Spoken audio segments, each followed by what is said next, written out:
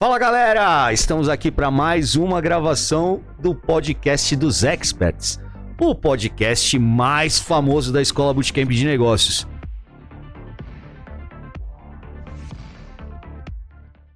E hoje, a bem da verdade, apesar da apresentação do convidado caber ao meu irmão Zé Roberto, eu vou dizer para vocês que eu estou emocionado, porque eu sou fã desse cara que está aqui conosco. Mas eu vou deixar o meu irmão, Zé Roberto, fazer as devidas apresentações e as honras da casa. Por favor, Zé. Obrigado, irmão.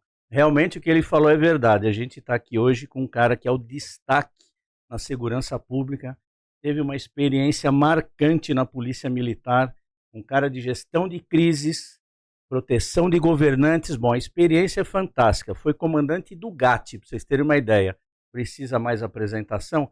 Então nós vamos passar aqui a bola para o comandante Luca. Luca, é um prazer recebê-lo. Se é que alguém não conhece você, se apresente, por favor, para a nossa audiência. Obrigado por ter aceito o nosso convite. Zé Roberto Andrade, muito obrigado. Agradecer a Yara que está aqui também conosco no podcast. É um prazer estar com vocês aqui. Quero parabenizar, antes de tudo, pelo nome, né? Zexperts, né? Os Experts, porque dá até uma fonética nesse nome, ficou bacana, né? E os dois tem Zé no nome, né? Zé Andrade, Zé Roberto. Isso mesmo. E é uma alegria estar com vocês aqui. Meu nome é Diógenes Lucas, sou coronel veterano da Polícia Militar. Entrei com 15 anos na Polícia Militar, comecei minha carreira na Rota, que é o Batalhão Tobias de Aguiar, foi um grande sonho para mim. E já começa aí um pouco da trajetória, né, daquilo que eu defendo hoje, que é alta performance e negociação, porque quando eu escolhi, sou pioneiro da família, não tem ninguém na família que foi policial, tampouco militar, quando me deparei com a grande instituição que é a Polícia Militar e todas as modalidades de policiamento que ela oferece, e de serviços, né? Bombeiro, trânsito, rodoviária, ambiental. Mas eu me identifiquei com o policiamento, já que era para ir para o policiamento, eu queria a melhor unidade à época, que é o Batalhão Tobias de Aguiar. Fez aniversário agora, semana passada. E lá tudo começou na minha vida, a partir do trabalho que eu fiz lá. Eu fui convidado para ser fundador do GAT, porque não existia esse modelo de GAT aqui no Brasil na década de 80, já nos Estados Unidos e na Europa já existia esse modelo de tropa de elite em apoio à tropa ordinária, né? Mais ou menos funciona assim: quando a sociedade tem um problema, ela chama a polícia; quando a polícia tem um problema, ela chama a sua tropa de elite. E aí, seguindo o que já acontecia lá fora, a gente foi chamado, e eu sou pioneiro do GAT, junto com outros 4 oficiais e alguns praças que nos ajudaram nessa fundação, e depois tive o privilégio também de voltar para comandar o GAT. Comandei o GAT num período de muita efervescência aqui na segurança pública, que foi de 98 até 2005, quando essa facção criminosa, que eu não costumo falar o nome, ela começou a colocar as manguinhas para fora. Foi um momento de muito chamamento da tropa de elite por conta das rebeliões, estabelecimentos prisionais, das ocorrências com reféns localizados, das ameaças de bomba e artefatos explosivos espalhados por aí. E foi um momento de grande experiência na nossa vida. E a partir daí, eu segui a minha carreira, e logo depois de 30 anos na instituição, eu passei a ser um consultor na área de segurança. Trabalho hoje como consultor da Protege, como comentarista de segurança da TV Record, num programa matinal que é o Balanço Geral Manhã. Sou autor de 6 livros na área de segurança, mas dois tópicos que eu gosto muito, que tem sido o meu carro-chefe, eu tenho tentado vincular minha identidade com esse tipo de assunto, é o tema alta performance e negociação. Aliás, negociação é o tema do meu primeiro livro, chamado O Negociador. Eu dou aula também na Fundação Estudo de Administração, na FIA da USP, que é uma escola de negócios, nesse tema de negociação e de alta performance, que são os dois carros-chefes hoje da minha vida, além de comentário de segurança. Então esse é um resumo da minha história aqui para vocês, e mais uma vez quero me colocar à disposição para responder quaisquer perguntas que vocês queiram fazer, para a gente poder fazer com que esse podcast seja um podcast bem aceito, bem ouvido pelas pessoas. Com certeza será.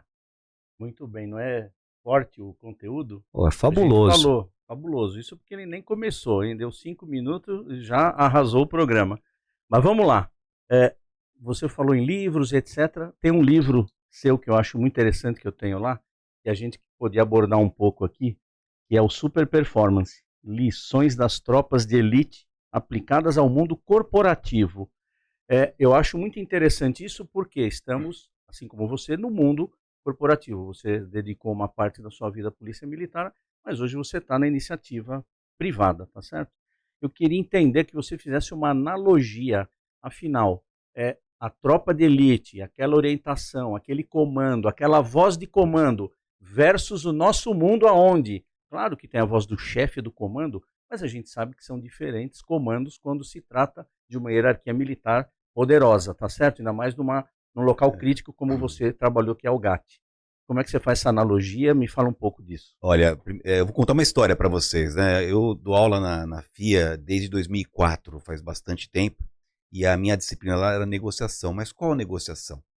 A negociação baseada em princípios do método Harvard, que não é aquela que você quer um cliente a qualquer custo, ou ilude o cara para fechar um contrato e bater uma meta a qualquer custo, porque depois, na renovação, você não tem cara para poder chegar lá e fazer uma renovação, porque nesse caminho, nessa experiência, ficou tanta coisa mal resolvida, e a gente hoje trabalha a negociação baseada em princípios, que foi o que eu fiz no GAT. Quando eu assumi o GAT, na fundação ainda era assim, e eu vou ser muito honesto aqui com vocês, como eu sempre sou.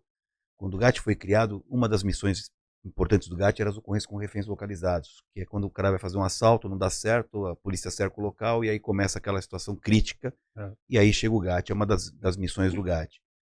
Mas eu confesso para vocês que à época, na década de 80, a gente ia mais para pegar o criminoso, se desse passar o refém, ficava feliz também. Vocês percebem a diferença? Então, muitas vezes, a gente mentia, enganava, a gente queria era pegar o criminoso e, de preferência, deitado. Era essa a realidade dura e crua. E eu fiz parte disso porque a minha formação foi um pouco nesse sentido.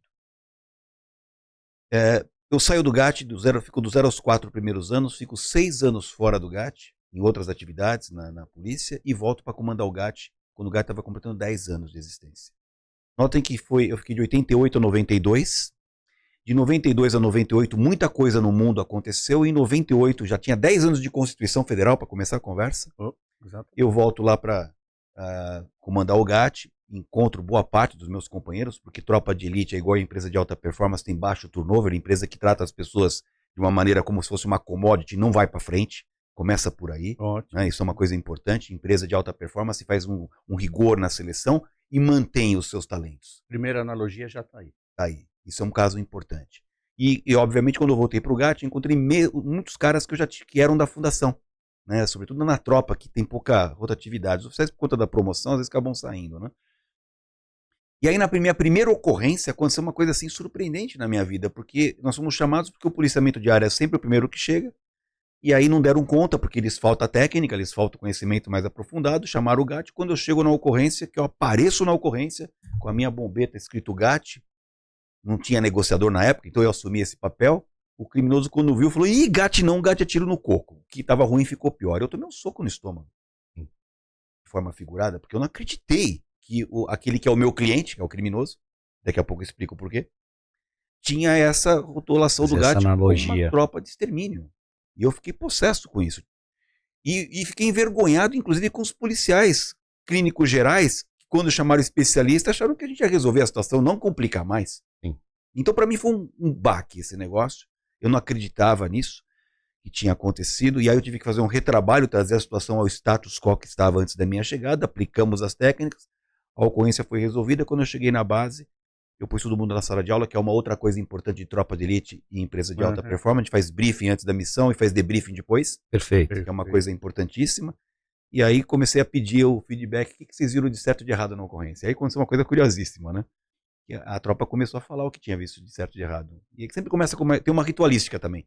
A gente é cheio de ritualísticas, né? Começa as nossas cerimônias. As nossas cerimônias, né? Começa com o mais novinho. Aí levantou a mão: capitão, eu era capitão na época, a viatura 04 chegou atrasada. Eu falei: mas como assim? Não estava com guia, não tinha Waze, GPS, né? Não estava sem o guia, chegou atrasada. E eu preocupado com outra coisa lá, que era a reação do criminoso, né? Mas o cara me trouxe uma perfumaria dessa, que a viatura chegou atrasada. Eu falei: mas a gente nunca despreza. É igual o brainstorm, você sempre leva em conta, né? Obrigado, vamos corrigir, coloque em guias novos, vamos viver no almoxarifado, resolve. O outro levanta a mão: capitão, o soldado Andrade, e aí o papo é reto, não tem... Tava com a camisa, a gandola pra fora da calça, sabe como que é, né? Sai uma imagem nossa no jornal, o cara mal ajambrado, mal fardado. Putz, Eu querendo achar, chegar. E veio só perfumaria. Aí quando chegou na minha vez, eu falei, olha, depois de um monte de perfumarias, né, eu falei, gente, olha só, eu não gostei do que aconteceu lá. E a partir de hoje, nós vamos trabalhar forte até o dia que o bandido chamar o GAT. Em outras palavras, eu quero ter tanta credibilidade, inclusive com o meu cliente, que é o criminoso. E aí a pergunta é, por que meu cliente? Quando eu dou palestras, Zé e Andrade, eu falo para as pessoas, quem vocês acham que é o meu cliente numa ocorrência com o refém? A resposta que eu escuto invariavelmente é o refém. Eu falei, não.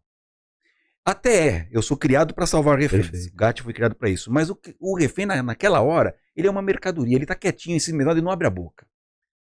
Outros respondem, seu cliente é a sociedade, porque tem uma fratura na ordem pública. Tem uma quebra da ordem. Quebra. Então precisa vir alguém lá para pôr o curativo, resolver e trazer normalidade, trazer a paz novamente. Então seu cliente é a sociedade. A resposta não está de toda errada. Mas ela é muito, muito ampla, né? Muito genérica, né?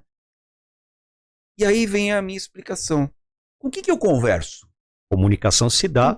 Com quem está do outro lado da situação? Exato. É o criminoso, meu amigo. É o criminoso que é o meu cliente. E eu quero que esse cara tenha respeito pela minha palavra, eu quero que ele me encare de uma maneira séria, saiba que a minha palavra não faz curva, o que eu combinar vai ser cumprido. Cumprir o combinado, outra coisa de alta performance para as empresas do mundo corporativo. Perfeito. A gente não dá bola nas costas de ninguém. Por isso que a primeira lição, Zé, do meu livro, chama integridade. Integridade é simples, é fazer o certo porque é o certo, não fazer bobagem que não é para fazer e ponto final. Não tem margem de manobra, não tem segunda época. E vou mais além. Mesmo diante de uma falha, Andrade, se um dia chegar para você e falar, Andrade, olha só, na sua função aqui você pisou na bola, você errou, tá aqui, ó, eu vi que você não cumpriu o procedimento, e aí você escuta o que eu falei, constata que de fato você pisou na bola, você tem a integridade na sua frente. A sua opção é ficar vermelho uma vez, falar, Luca, de fato errei, assumo o meu erro, foi uma mancada, eu não sei porque aconteceu, mas não vai acontecer mais, fica vermelho uma vez. A outra opção é ficar amarelo para sempre. Exato. Mentira atrás de mentira. Mentira atrás de mentira. Não, veja bem, não era eu, parece que era, mas não era, etc. E você nunca mais sai dessa situação. Exato. Então, até diante da não conformidade, a integridade se faz presente. E isso é uma coisa importante para mim. Então, ficou esse negócio e pasmem vocês, isso era um sonho. Eu demorei 7 anos de trabalho para mudar o mindset da cabeça da tropa. Claro que nem todos conseguiram ficar para essa empreitada, porque tem gente que você pega na mão, o cara vem junto. E aqui mais uma lição também importante para a empresa de alta performance. Quando você estabelece um novo paradigma, que foi o que eu fiz lá, você tem 3 reações das pessoas. A maioria é contra. Está acostumado com o jeitão. Para que mexer? Para que mexer? Tem uma parte menorzinha, que a maioria é contra, que está vendo a água bater na bunda. Vou falar um palavrãozinho aqui. Legal. Ele está vendo que os lucros não são os mesmos, os resultados não são os mesmos, não está mais fácil como era antigamente. Ele está vendo que aquele método até então utilizado já não está dando conta, mas ele não foi protagonista de uma ideia para mudar. E tem aqueles, uma terceira parte, também uma pequena porção, que são aqueles caras que são meio insossos, né? Os nota 5. Indiferentes. Sempre. Para onde vai? Eu ia para cá. Para onde vai? É para lá. Então é esse negócio. Então, o meu problema não foi esse grupo, nem aqueles que estavam dispostos a testar, porque alguns estavam dispostos a testar, deu aquele clique no cara. Meu problema foi aqueles que estavam muito presos ao paradigma do bandido bom, bandido morto. E esse foi o meu problema. Porque eu sempre falo e falo até hoje, e é uma bandeira que eu falo, não sou eu quem escolhe como o bandido vem. Quem escolhe é ele. Perfeito. Se ele quiser vir vivo, preso, e como eu dizia, ser um fio de cabelo desarrumado, assim será. Eu não faço juízo de valores. Perfeito. Agora, se ele forçar a barra, eu tenho remedinhos também, não tem o menor problema. Por isso que nós não temos só uma alternativa tática, que é a negociação. Tem emprego de técnicas não letais, tem atirador de elite, tem uma invasão tática. E devo dizer também, francamente, que nem todas as minhas ocorrências foram resolvidas com negociação. Teve hora que eu tive que apertar mais. Né? Perfeito. Mas a maioria foi, e isso foi gerando um nome para o GAT. Eu vou chegar agora nessa volta para chegar à sua pergunta, porque quando foi na minha última ocorrência como comandante do GAT, aconteceu um fato que até me emocionou. Como ocorrência como qualquer outra, criminosos foram fazer um roubo, deu errado, entraram numa casa e fizeram uma família como refém. Quem chega primeiro? Os policiais de área. tentam resolver, não conseguem muitas vezes porque criminosos muito nervosos, muito bem armados, nesse caso era assaltante de banco e tal, e aí eles pedem o apoio do GAT. Quando eu chego no local, eu sempre tento prestigiar o policial da área, porque a área é dele, não é minha. Então eu quero dar uma camisa pro cara. E tinha um cara que já tinha estabelecido uma comunicação com o líder dos bandidos.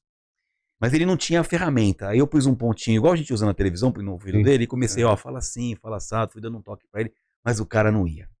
Ele não conseguia, mesmo dando soprando para ele o que ele tinha que falar e como falar, pressão, talvez, ele não ia, né? ele estava nervoso, ele estava desconfortável naquela função, ele não tinha aptidão para essa função. Sim. E aí, mesmo tentando, querendo dar prestígio pro cara, eu falei, meu, vem cá, eu acho que eu não tenho condições, cara, você não tá conseguindo evoluir, você não tá com um tom de voz, você tá nervoso, você tá passando esse nervosismo pros criminosos, vou fazer o seguinte, eu vou tirar você, vou colocar um oficial do GAT. Fiquei 7 anos no comando do GAT, durante os 5 primeiros eu fui negociador. Nos últimos 2, que eu já sabia que eu ia sair por promoção, eu pus os meus tenentes para negociar, para formar os novos, né? Que é outra coisa de... Formação de liderança. Você tem que gerar... Liderança desenvolvedora. Exatamente. Você tem que gerar continuidade do negócio. Então tem que ter, né, um bom líder, um cara que também forma os... Exato. Né, para ele poder subir, inclusive, Sim. né? Sim. E aí eu falei pro cara, vai lá, e inventa uma história e fala que o pessoal do GAT tá aqui. Aí ele era um policial que estava mal, ele estava desconfortável com a negociação, mas ele era um cara habilidoso, assim, experiente. Aí ele chegou pro criminoso e falou assim, ô fulano, olha só, nós estamos aqui já faz 2h30, tá todo mundo já sabendo, até o secretário ficou sabendo que esse negócio tá rolando aqui e mandou o pessoal do GAT pra cá. Silêncio. O criminoso falou assim, o pessoal do GAT tá aí? Falou, tá. Então, mãe do pessoal do GAT subiu, o pessoal do GAT é firmeza, a palavra não faz curva. Vixe. Pô, era o meu sonho. Esse depoimento marcante. Quando o cara fez isso, eu fiquei até emocionado e eu fiz 2 coisas. Uma que o regulamento manda, que também é de alta performance. Quando o cara dá uma dentro, faz um negócio bacana, você tem que dar um reforço positivo. Perfeito. Tem que dar um elogio pro cara, tem que dar olha, que bacana que você fez, tem que dar né? Eu falei, dá um elogio pro cara. Ele falou, pô, fulano, desse jeito a gente vai terminar como a gente quer terminar, sem ninguém se machucar, bababá. A segunda coisa que eu pedi para fazer, ela não está muito nos regulamentos, mas a situação estava tão controlada que eu me permiti essa liberalidade. Eu falei, pergunta por que ele está falando isso. Aí o policial falou, vem cá, mas você conhece o pessoal do GAT? Ele falou, eu não. Mas um parceiro meu estava numa parada igual essa aqui que nós estamos tendo, e o pessoal do GAT foi lá, o que foi combinado foi cumprido, a palavra não fez curva. Já teve um histórico. Benchmark. Bonito ter benchmark, cara. Então, que é uma coisa importante também de alta performance. E a partir daí, eu entreguei o GAT e a minha alegria hoje, Zé e Andrade, é que os meus sucessores deram continuidade a isso. Que bacana. Hoje tem um cara lá no GAT, que é o Capitão Pavão, um craque, 10 vezes melhor do que eu fui. É um cara bacana e muito profissional. E um dia ele me ligou e falou, chefe, seu sonho foi realizado. Os caras nem esperaram o pessoal da área chamar a gente. Eles pediram pro GAT ir lá pro local. Porque o GAT hoje é uma tropa que tem tanta credibilidade, inclusive o criminoso. Mas saiba que a gente não alisa. Perfeito. É papo, conversa, é a lei. Sem massagem. Sem massagem. Ele vai ter que fazer a parte dele também, né, Lucas? Se um negociador do GAT, eu assino aqui com vocês, fala, ó, você vai sair daí vivo, preso, sempre de cabelo arrumado, pode acreditar, porque a gente não tem bola nas costas. Sim. E isso foi tema do meu primeiro livro. Eu trouxe para o mundo corporativo as lições que eu aprendi nas negociações com reféns para o mundo corporativo. A coleta de informações, a organização do local, aprender a pensar com a cabeça do outro, aprender a ouvir, que é o que você faz com o seu comportamento aqui comigo, né? O pessoal não tá vendo, mas eu devo falar, você está olhando para mim fixamente, está fazendo sinais com a cabeça, eu me sinto sujeito da relação, porque você está me ouvindo atentamente, né? Então aprender a ouvir, cumprir o combinado e credibilidade são as lições. Eu trago no livro Negociador as histórias, as principais ocorrências que me trouxeram lições e que são lições importantes para o mundo corporativo, e eu associo o método Harvard nisso daí. E aí vem agora voltando ao eixo da pergunta que você me fez. A minha disciplina na FIA era negociação, mas eu percebi o seguinte, 2 coisas importantes. A primeira é que, embora, né, a gente falou um pouco de inteligência artificial, tecnologia, a gente vai falar mais sobre isso, isso é um caminho sem volta, a gente não deixa de ser humano. Exatamente. Tem coisa que precisa ter um caráter humano. E eu percebi com o laboratório da FIA, que são grandes gerentes, diretores, gente que vai ocupar posições importantes nas empresas, que faltava para os caras entender que a negociação baseada em princípios, ela é fundada em princípios de comportamento, inclusive. E aí eu comecei instintivamente, antes de entrar com a disciplina de negociação, de falar as técnicas, táticas, estratégias de negociação, falar, gente, olha só, não vai funcionar se você não tiver integridade, se você não tiver trabalho em equipe, se você não tiver a palavra confiança, que é diferente de esperança, se você não tiver a palavra disciplina, que é diferente de motivação. E aí eu fui trazendo esses princípios e valores, que são os princípios e valores que a gente comunga numa tropa de elite, e que são muito, mas vou repetir, muito apreciáveis e apreciados nas empresas de alta performance. E aí hoje, a minha disciplina nem chama mais negociação, chama alta performance e negociação. Eu começo com alta performance, eu falo assim, você quer ser um cara de alta performance? Esses são os valores. Podem ter outros, mas esses daqui são os fundamentais. Negociáveis. Né? Aí, se você tiver isso como base, como alicerce, aí eu posso dar para você a negociação baseada em princípios, que é a negociação do método Harvard ganha-ganha. Mais do que bater uma meta, é criar uma relação duradoura com o nosso cliente. E é isso que a gente defende hoje. Essas são as minhas bandeiras. Então, é uma analogia fantástica, né? Fantástico. Bom, eu fico aqui babando, né? Preciso de um babador hoje. Mas mandar um salve pro pessoal do Batalhão Tobias de Aguiar, aniversariante do dia hoje. O comandante já lembrou, iniciou sua carreira lá. Devo muito a rota. Né? A rota está aniversariando hoje. E tenho muitos amigos policiais, né? No tempo que eu tive no Exército, foram 10 gloriosos anos nas Forças Armadas. Eu fiz muitos amigos na Polícia Militar, principalmente na Polícia Militar de São Paulo, onde tenho grandes amigos também. Eu aproveitar para mandar um abraço para o meu irmão Johnny Mascarenhas, que trabalhou com o comandante Grande Luca, negociador. Grande negociador. E um irmão que eu tenho um amor incondicional por ele. Beijão, Johnny.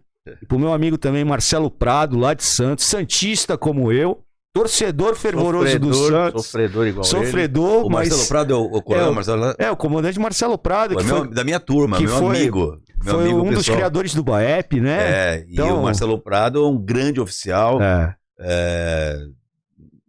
Vive lá em Santos, comandou o I6 lá, exato, né, que é um queridíssimo amigo. Também mando meu abraço pro Marcelo Prado, é amigo próximo, sabe? Muito próximo. Marcelo é um grande amigo. E, ó, Marcelo Afonso Prado. Abração, Marcelo. Então, mas dentre esses caras que eu tenho como referência, é como se eu tivesse aqui na minha frente hoje, trazendo para uma analogia de futebol, é como se eu tivesse mandando um abraço pro Rivelino e pro Tostão, mas estivesse entrevistando o Pelé aqui na minha frente. Né? Então eu me sinto exatamente dessa forma que eu me sinto hoje aqui. Sou um grande fã do seu trabalho, né? Acho que quando a gente ouve falar de negociador e a gente se remete aos anos de 90, 2000, talvez eu não vá falhar a memória, foi uma época que surgiu um filme do Ed Murphy, O Negociador, né? Mas ainda com aquela linha de SWAT, né? E a gente vê, às vezes, alguns amigos da área de segurança privada, eu já estou há quase 25 anos nessa área, saindo aqui do Brasil para ir fazer curso lá fora. Nada contra. O curso é com esse cara aqui, ó. Curso de negociador é com esse cara aqui. Esse cara, se escreveu uma Bíblia, você tem que seguir à risca, né? Então tem uma grande admiração, uma grande admiração. Principalmente no tocante a isso, ao respeito ao ser humano. Eu acho que você, nas tuas falas, deixou claro isso, né, comandante? A questão do respeito, independente de quem seja o interlocutor ou o receptor da mensagem, né? E do reconhecimento. São dois princípios inegociáveis que eu acho que estabelecem uma relação, principalmente no mundo corporativo. É verdade. Respeito e reconhecimento. Dentro dessa linha, qual foi o maior desafio trabalhando com tropa, né? E aí a gente fala de tropa que tem o soldado que acabou de entrar, passou no concurso da polícia, tem aquele sargento mais antigo, né? Tem o terceirão, mas tem também aquele primeirão que já está há tantos anos, tem o subtenente que é aquela sumidade, né? Normalmente a gente costuma dizer no meio da caserna, quer saber de alguma coisa, pergunta pro sub, né? Pergunta pro sub. Tem aquela galera acelerada que tá saindo do barro branco, né? Ainda tá invernizado, né? Cheirando almoxarifado, né? Assumindo o seu aspirantado, sendo lá exercendo seu primeiro cargo como segundo-tenente, como é que é lidar com essas diversidades em busca de montar um time de alta performance que vai alcançar os resultados do tamanho do teu sarrafo, não do sarrafo deles, mas do sarrafo que você coloca numa tropa de alta performance? Olha, é uma pergunta complexa. Quando você falou assim, qual foi o meu maior desafio, minha maior dificuldade, e eu vou te responder isso daí, porque esse também é um problema para o mundo corporativo. Qual foi o meu maior problema? Fazer as pessoas tirarem da cabeça a questão de ser hipossuficiente ou de ser empregadinho, sabe? Soldado, por exemplo, né? Eu tenho carro, eu sou apenas um soldado. Não, meu amigo. Você não é apenas um soldado. E aí eu começo explicando, e foi o meu desafio, e é até hoje, de falar o seguinte. Em primeiro lugar, o que é uma empresa? Uma empresa é um CNPJ. É abstrato, formado por um monte de CPFs. Começa por aí. Segunda coisa, eu gosto de fazer uma analogia, quando eu estou dando essas palestras, para o cara sentir, é o que eu chamo de senso de pertencimento, lição do Tropa de Elite. Perfeito. Eu falo o seguinte, sábado eu estava em Porto Alegre, e eu falei isso estava tendo uma implantação da Protege na empresa Taurus. Eles estão implantando vigias lá, e a função do vigia é ficar no pórtico, porque não pode entrar metal e nem sair metal. Até o botão da calça é de plástico, porque o pórtico de detetor de metal é o da maior qualidade e a meta é 0 metal. 0 para entrar e 0 para sair. Essa é a meta lá. E aí eu estava fazendo uma palestra sobre alta performance para esse pessoal, e eu falei o seguinte, você está aqui como vigia hoje. Qual que é a diferença de importância entre você e o presidente da Taurus? Só fica com dúvida, sabe? Quando você faz. Você vê aqui. Nenhuma, meu amigo. Aqui você é o dono do negócio. Perfeito. E esse é um desafio, fazer o cara entender que ele é o dono do negócio. Naquele momento ali, ele é o diferencial. Como era para mim. Ao final de uma ocorrência, eu cumprimentava a minha tropa, não só o pessoal da equipe tática, o sniper, funções mais sofisticadas, mas o motorista que me levou na ocorrência. Perfeito. O armeiro que me deu o equipamento. E eu gosto de fazer uma analogia com o teatro. E essa é uma analogia que eu faço com frequência nas palestras. Eu falo assim, vem cá, quem já foi ao teatro? Sempre tem alguém que levanta a mão. Falou, quando terminou a peça, quem que você aplaudiu? Os atores, as atrizes que estão no palco. Poxa, é verdade. São eles que estão ali desempenhando o papel, né? etc. Mas eu vou fazer uma pergunta para você. Você acha que a peça aconteceria sem o contra-regra? Perfeito. Não. Aconteceria sem o iluminador? Aconteceria sem o pessoal que faz o figurino e os cenários? A resposta sempre é não. Aí eu pergunto, você vê esses caras? Eu falo, não vejo, mas eles estão lá. E sem eles a peça não acontece. Perfeito. Então você tem que se entender que você é dono do negócio. Para com isso, porque isso é uma bola de ferro no pé, achar que você é empregadinho. Não importa a função que você tenha, você vai dar 100% de você nessa função. Você é o presidente dessa função. E esse foi o meu maior obstáculo, porque a gente ainda tem uma cultura de nota 5, e eu falo que o mundo não precisa de gente nota 5, que já tem demais, precisa de gente, e abraça causas, veste a camisa, você é dono do negócio, você é o GAT. Eu carrego até hoje o GAT no meu sobrenome. As pessoas, o comandante Luca, o que foi o comandante do GAT, vem junto. Sim.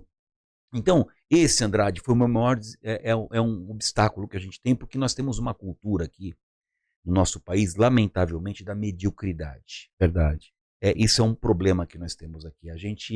Você pergunta pro filho na escola, como é que foi? Não, eu tirei, deu para passar. Deu para passar. É assim que a gente, deu para passar. Não é? Você não quer tirar, você não deu para passar. Então a gente precisa sair dessa mesmice. Isso é um lugar perigoso, um lugar que não nos leva à frente. Então eu busco sempre a excelência, sabe? Uma das lições que a gente dá chama erro zero, né? E é difícil umas pessoas entenderem. Eu faço até uma provocação, eu falo, vem cá. Você que está me ouvindo aqui faz uma tela mental. Eu pego uma garrafa de água e falo assim, Andrade, você foi cavar pareceu uma mancha de água no quintal da tua casa e você achou que o que está acontecendo nessa mancha aqui? Não choveu? O que é essa coisa de água aqui? Não tem cano que passa aqui? Aí você foi lá ver, deu duas enxadadas lá, saiu um jato de água, um geyser, assim, né? E aí Caramba, mas o que está acontecendo? Aí descobriu que tem um lençol freático do aquífero Guarani com um veio passando exatamente no quintal da tua casa. E como é uma quantidade de bilhões de litros d'água, você vai ter agora a água Andrade. Você vai virar agora, vai concorrer com as águas minerais que tem por aí e vai ter a água Andrade na prateleira do mercado. O que você acha? Eu faço a pergunta, bacana, legal, a água Andrade. E eu vou te dar um dado, você mandou analisar a água e a água dá 99% de qualidade. A pergunta que eu faço para você, qual que é o seu conceito para uma empresa que vai colocar água para a população tomar que oferece 99% de qualidade? Sabe o que as pessoas me respondem? Me fala excelente, muito boa, boa, regular ou péssima? Muito boa, excelente. É a pergunta que eu escuto com frequência. A resposta que eu escuto com frequência. Aí eu falo, vem cá. Imagina o Zé, que está aqui, Andrade, ele resolveu tomar sua água uma garrafinha por dia. Quantas garrafinhas ele toma num ano? 365 garrafas. Quanto que é 1% de um ano? 3 dias. Então você vai oferecer uma água que obriga o Zé a tomar 3 dias por ano água contaminada com coliformes fecais. Eu faço uma pergunta. O que você acha da água Andrade que obriga o cliente que toma uma garrafinha por dia, durante só 3 dias no ano, a tomar água contaminada?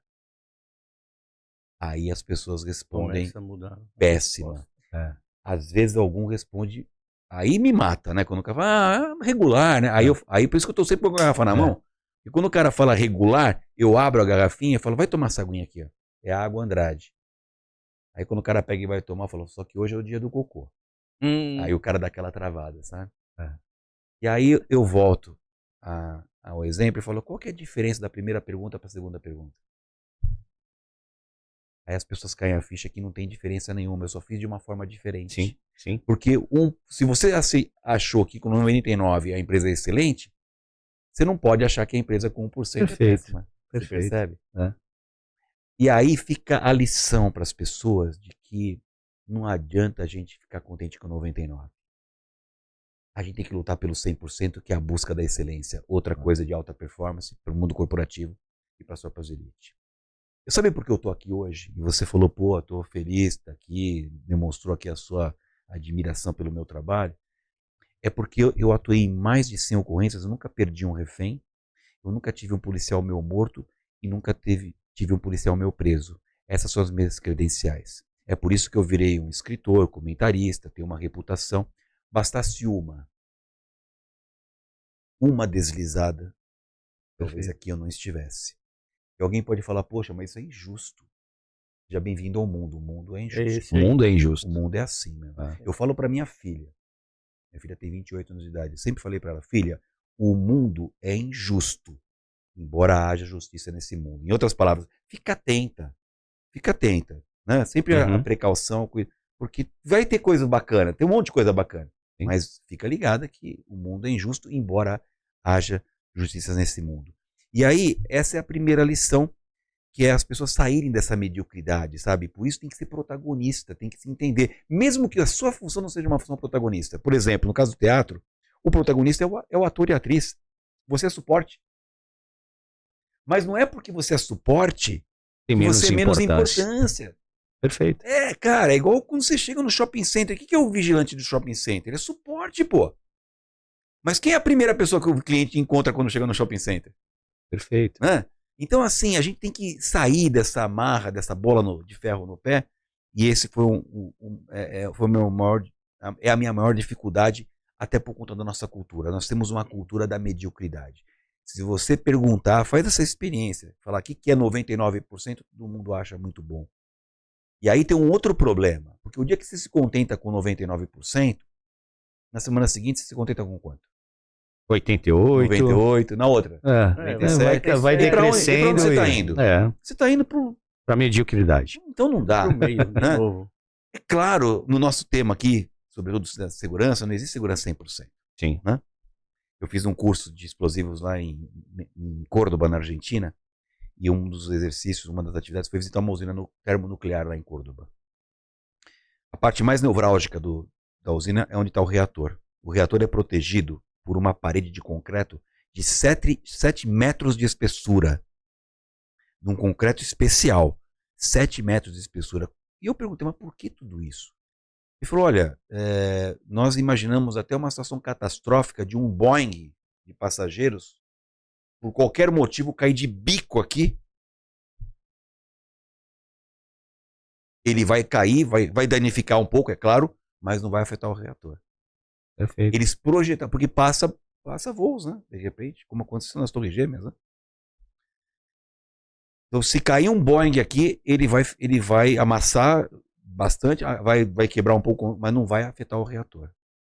A pergunta é, isso é suficiente para falar que a segurança do reator é 100%? Não. Porque o terrorista pode um dia colocar 10 Boeings, um atrás do outro. Cai o primeiro, quebra um pouco, cai o segundo, quebra mais um pouco, até chegar uma hora que arrebenta. Que foi o que aconteceu nas Torres Gêmeas.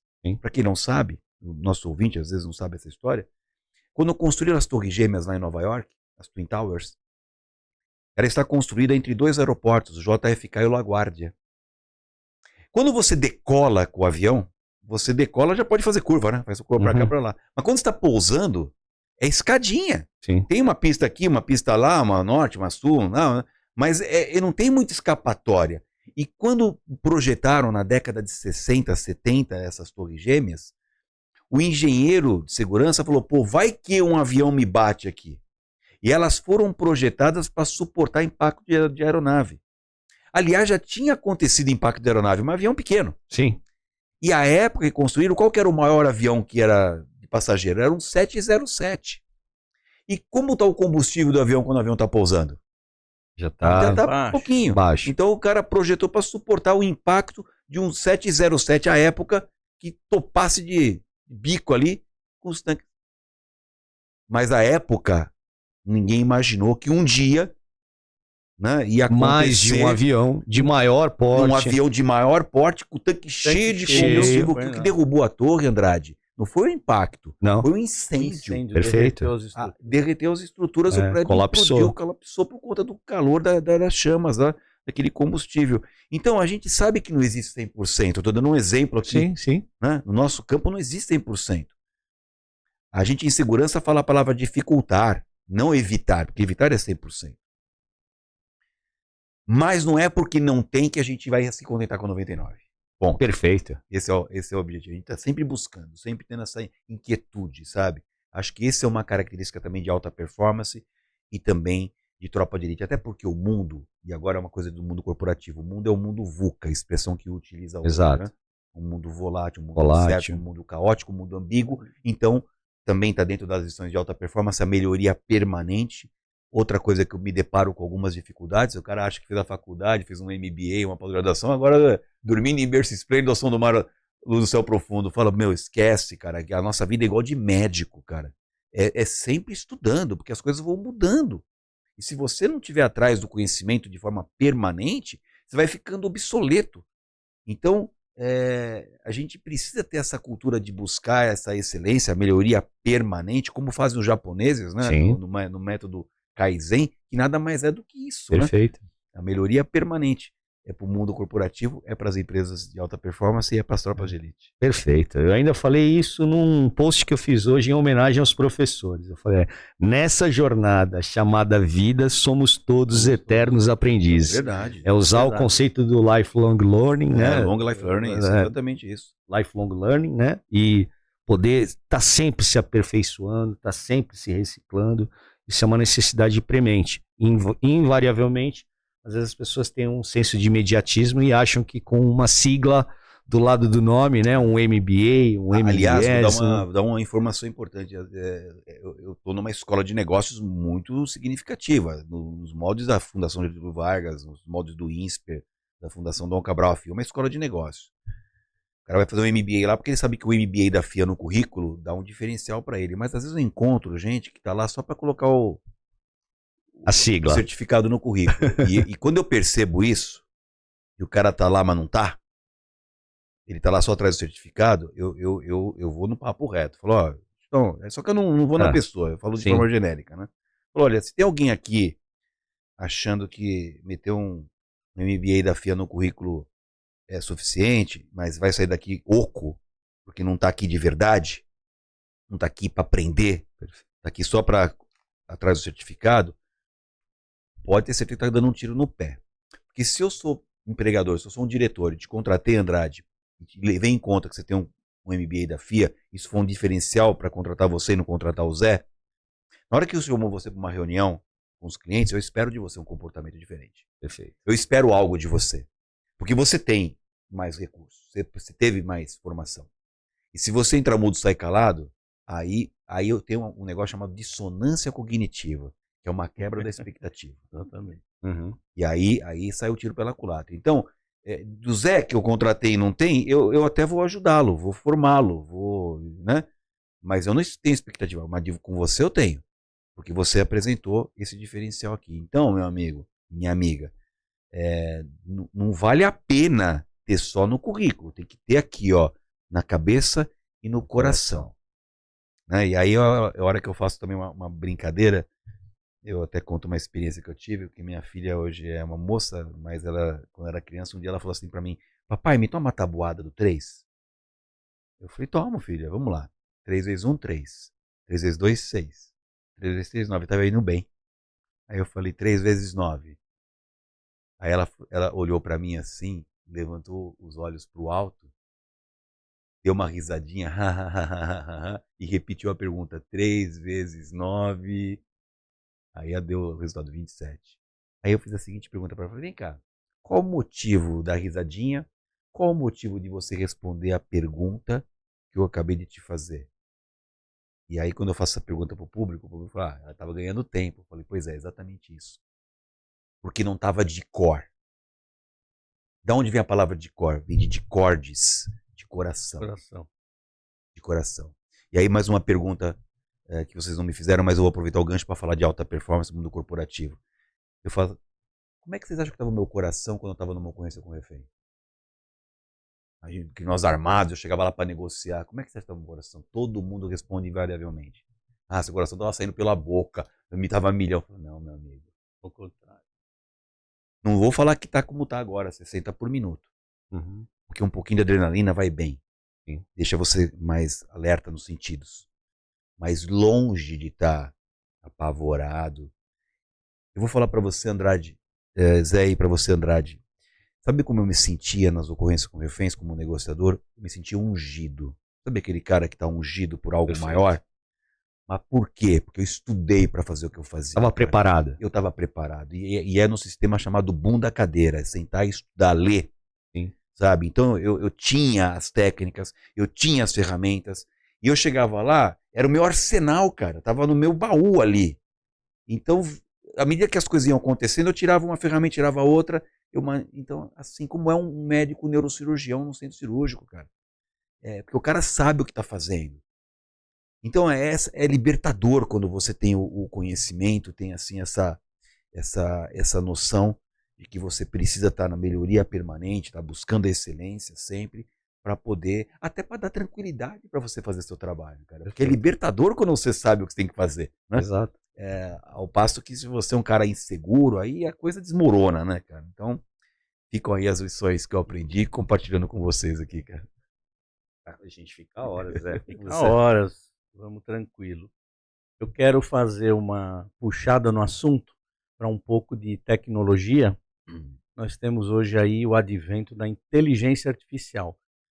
Faz-se muito tipo de trabalho comportamental com inteligência artificial. Nossa empresa lá mesmo, a gente desenvolve para verificar o comportamento, por exemplo, de um taxista, de um maquinista de uma ferrovia, e verifica se ele está com sono, está com comportamento indevido, se ele está com movimento indevido, alguma coisa que está inconforme.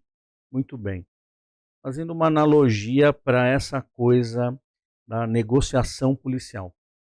Como que é possível a gente dizer que a inteligência artificial venha a ser utilizada numa operação policial, como o GAT fazia e faz, em relação ao comportamento do criminoso, ao comportamento do policial?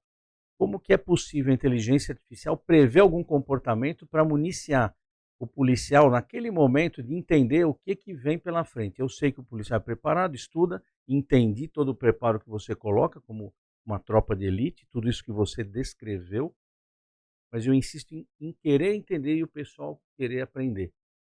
Inteligência artificial nesse tipo de operação, Lucas. Olha, eu vejo a inteligência artificial andando de mãos dadas com a gestão de pessoas. Eu não consigo imaginar o futuro sem a inteligência artificial nos ajudando como ferramentas. Até porque, por mais que humanos nós somos, e a gente tem essa questão da intangibilidade humana, mas nós temos alguns padrões de comportamento.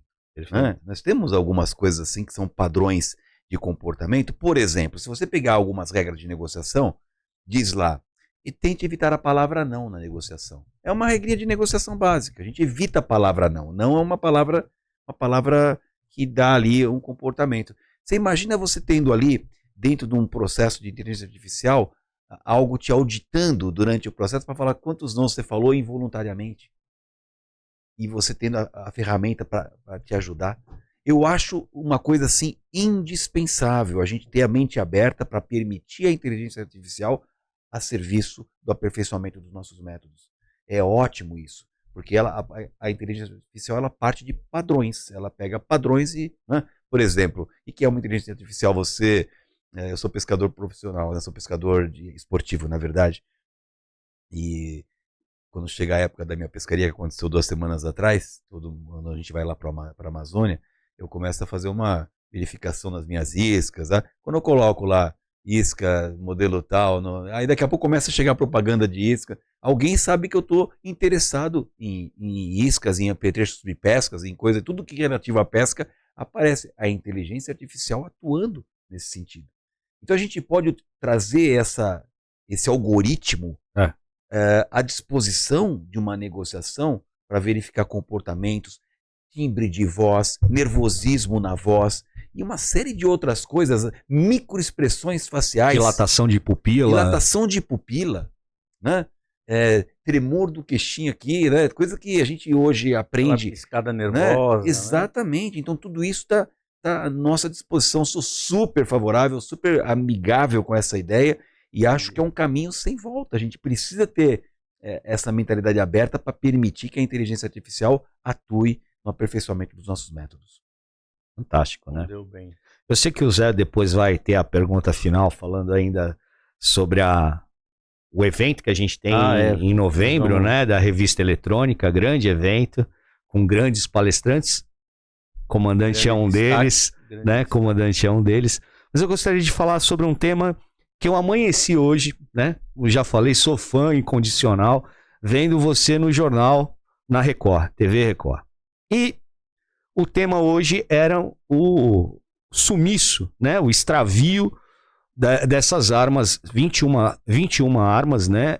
Entre elas, algumas metralhadoras .50, 13.50 e 8 fuzis 762. Eles falam metralhadoras, mas são fuzis, né? São fuzis. Mas o que mais me preocupa nesse montante aí são as metralhadoras .50, porque eu atuo no mercado de transporte de valores e a gente sabe que a grande finalidade hoje da criminalidade com o uso de metralhadoras antiaéreas, né, .50, .30, é o assalto a carro forte, é o assalto a bases de transporte de valores, né, como nós tivemos aí nos idos de 2015, 2016, mais de 20 bases de transporte de valores invadidas por criminosos. E o próprio secretário de Segurança, o Guilherme Derrite, deu uma declaração de que a gente tem dias... Ele classificou como catastrófica. Achou o adjetivo sensacional perfeito, e apropriado, porque sim, realmente é catastrófica essa notícia, né, para nós aqui que atuamos na área de segurança. Pois é. E eu queria ouvir comandante sobre essa questão. Eu fiquei tremendamente desapontado, né, quando eu soube dessa notícia. Para mim, me custa muito aceitar, e aí é a hora que eu pego pesado, sabe, porque o papel do comentarista é enaltecer as boas ações e apontar as não conformidades, né? E eu não tenho o menor problema com isso, sabe? Eu não sou unanimidade na audiência, tem gente que gosta dos meus comentários, tem gente que não gosta, tem gente que acha que eu deveria defender mais, mas eu não defendo coisa errada. Perfeito. Até porque, né, integridade é fazer o certo porque é o certo, não fazer bobagem. Sim. Eu falo para as pessoas também que uma das coisas que a gente tem em Tropa de Elite, também empresa de alta performance, chama cumprir normas. Para nós nem chama cumprir normas, para nós das tropas de elite, chama fidelidade aos princípios doutrinários. Olha como é forte, é uma frase. Fidelidade aos princípios doutrinários. Faz desse jeito porque foi estudado, é desse jeito para fazer. E eu afirmo, Andrade, você vai entender muito bem porque você está no mesmo segmento que eu, no transporte de valores, de certa maneira, que a gente com norma a gente não brinca, cara. Quem tá na segurança tem que ser um cara amigo das normas, cara. Você pode aperfeiçoá-la? Pode melhorar? Pode. Mas enquanto em vigor, a gente cumpre norma, cara. E isso é uma coisa pra mim mandatória, sabe? Sim. Ah, mas o bandido você pega e a justiça, meu amigo, muda a lei. Vota melhor. Mas enquanto em vigor, cara, cumpre a norma. Eu não tenho tolerância com gente que não cumpre norma, sabe? Sim, Quando isso é uma coisa pesada pra mim. Eu tô contando isso porque eu não consigo conceber uma instalação militar ter um tipo de problema dessa natureza, sabe? É uma falha. Sem controle. Né, de controle, é uma falha. Alguma coisa aconteceu para ter. Né, alguém não cuidou direito, alguém se macumunou. Perfeito. Enfim. Então, eu tô nesse sentido com a mesma indignação do secretário de Segurança, que usou a palavra catastrófica, porque eu acho uma situação catastrófica. Foi a primeira coisa que eu falei hoje no comentário. A segunda coisa que eu falei é que o público em geral, que não é muito especialista, né, os repórteres, muitas vezes falam, essa arma é uma arma para derrubar avião. Eu falo, tira esse papo de avião. Finalidade. Já falei na veia, falei, essa arma foi roubada para roubar carro forte, para tentar contra a base de segurança das empresas de transporte de valores e para fazer domínio de cidades. O novo cangaço, que é o nome técnico, é domínio de cidades. É para isso que essas armas servem. Então, vamos direto ao ponto.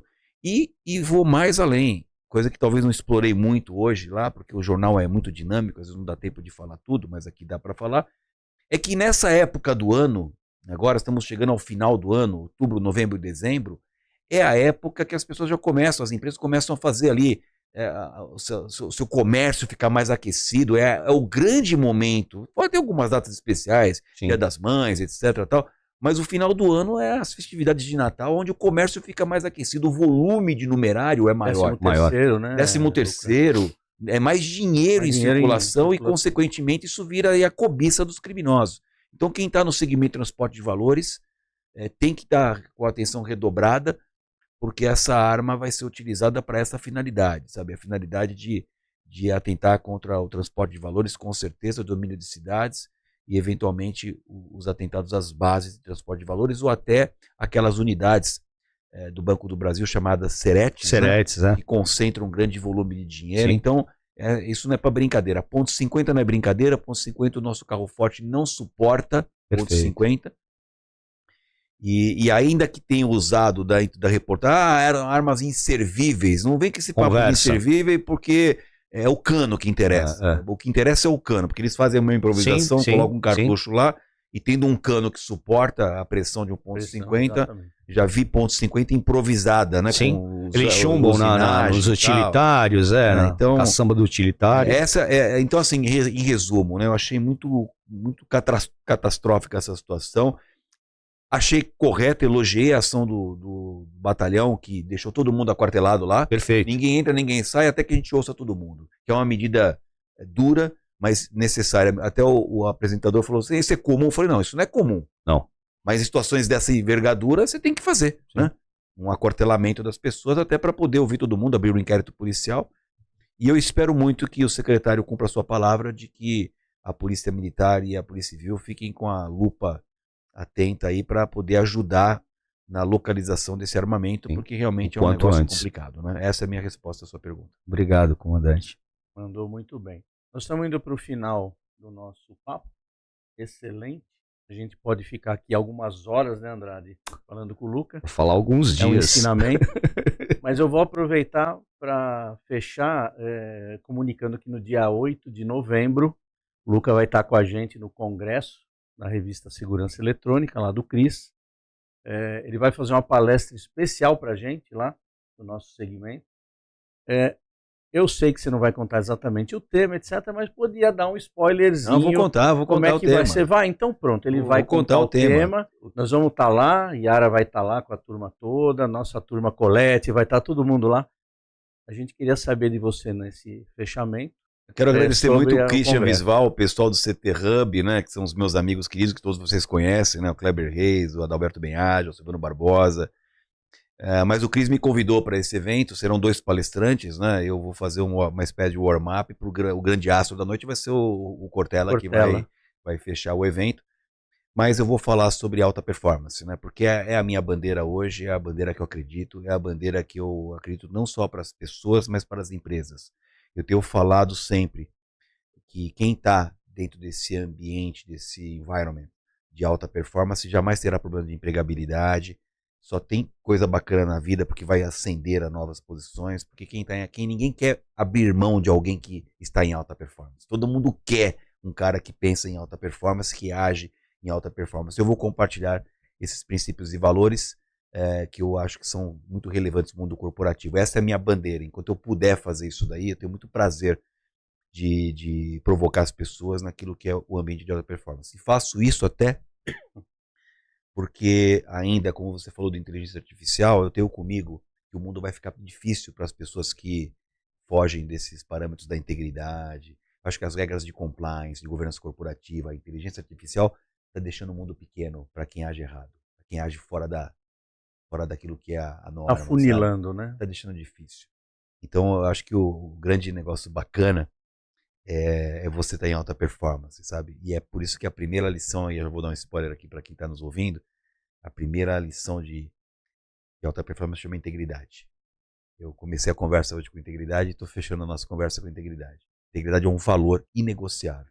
Inegociável. Integridade é, também, como eu disse também no início, relembrando, não tem segunda época e não tem margem de manobra. É fazer o certo porque é o certo, não fazer bobagem porque não fazer e ponto final. E para fechar, mesmo, com chave de ouro, pelo menos do meu ponto de vista aqui, eu queria falar da diferença entre esperança e confiança, né? Porque fala diretamente com integridade.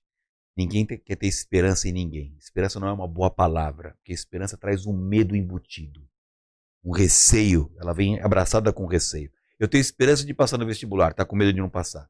Eu tenho esperança de ser contratado para essa função nessa empresa, está com medo de outro ser melhor que você e você não ficar. Enquanto que a confiança é uma expectativa positiva que não traz esse negócio ruim junto, essa insegurança, essa inquietude. A confiança é uma expectativa positiva de algo que você tem a crença, mas você às vezes nem consegue comprovar o porquê, mas você sabe que vai acontecer. Vou dar um exemplo. Avião para mim. Avião é o meio de transporte, é o segundo meio de transporte mais seguro do mundo. O primeiro é elevador, o segundo é avião. Mas porque a aviação tem muito a nos ensinar em segurança, que a aviação não tem conversa, é regra, é by the book. Perfeito. É by the book. É equipamento de primeira, parafuso de primeira, gente de primeira e não tem negociação com norma. Por isso que é um meio de transporte seguro. E eu, quando eu vou fazer uma viagem de avião, eu faço o meu check-in, chego lá no gate, sou autorizado, eu desço o finger, vou pro meu banco, pro meu assento, sento pelo cinto de segurança e estou crente que vou chegar no meu destino. É assim que eu me sinto na aviação. O que eu tenho na aviação? Esperança ou confiança? Confiança. Você que está nos ouvindo aqui, quer ter o quê com quem trabalha com você? Esperança ou confiança? O mundo caminha para isso. O mundo não quer gente tutelada. O supervisor das nossas empresas não é para ficar vendo se você está fazendo a sua obrigação. Sim. O supervisor é para ver se ele tem um lugar, um bebedouro, um lugar para se trocar, um ar-condicionado na hora de folga, um refeitório. É para ver as melhorias, não para ver se você vai fazer a sua obrigação, porque a gente nós das tropas de elite e as pessoas de alta performance, parte do princípio que se você tem a sua responsabilidade, eu tenho que ter confiança em você. Por isso, home office ou trabalho remoto é uma coisa que tende a acontecer. Sim. A gente vai ter essa experiência e vai parar de ficar ligando para a Yara, que está aqui com a gente, para ver se ela está logada. Yara, você entrega a sua meta. Que hora você vai trabalhar é seu problema. Não Perfeito, perfeito. Esse é o caminho, gente. É isso. Mandou um papo reto na orelha, uma de cada lado, né, André? Pois é, não tenho o que dizer. Meu irmão, a palavra está contigo e eu depois fecho aqui. Eu queria agradecer, Lucas, a sua generosidade de estar aqui com a gente. Eu sei que as agendas são difíceis, você é um cara muito compromissado. Agradeço aí toda essa conversa, toda essa lição. Deu uma baita lição dessa analogia da coisa militar para o pessoal da alta performance na área privada, né? Eu achei isso que saiu do nosso comum das conversas, né, Andrade? Deu um upgrade no nosso programa. Então, queria agradecer imensamente o seu tempo, a sua generosidade, e a gente vai se encontrar no dia 8 com certeza, tá certo? Passo para você, para a sua despedida e como você quiser fechar o nosso programa. Perfeito. Obrigado. Bom, comandante, mais uma vez, uma honra enorme, um prazer enorme tê-lo conosco. Realmente foi uma experiência difícil. Difícil não me emocionar na frente de uma pessoa que eu tenho tanta admiração. Tenho a certeza que é genuíno, como você mesmo falou, é de coração, né? E fica o recado para essa galera que assistiu aqui. Seja autoridade no que você faz, seja o protagonista da tua vida. Em resumo, papo reto, seja foda. O mundo já tá muito cheio de gente mais ou menos. É isso, pessoal. Pro alto e avante.